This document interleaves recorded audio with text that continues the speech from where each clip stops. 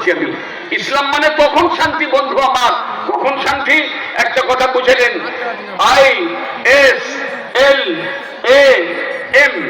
এই ইংরেজি বর্ণমালার 5টা অক্ষর দিয়ে ইসলাম, ঠিক বলছি না? এই 5টা বর্ণমালার অর্থ কি? 5টা বর্ণের সম্মিলিত শব্দের অর্থ কি? শান্তি।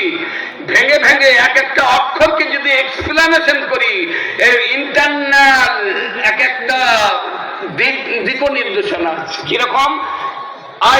I mean implementation, কখন শান্তি আসবে? S for supreme, L for law, I for all, M for matter।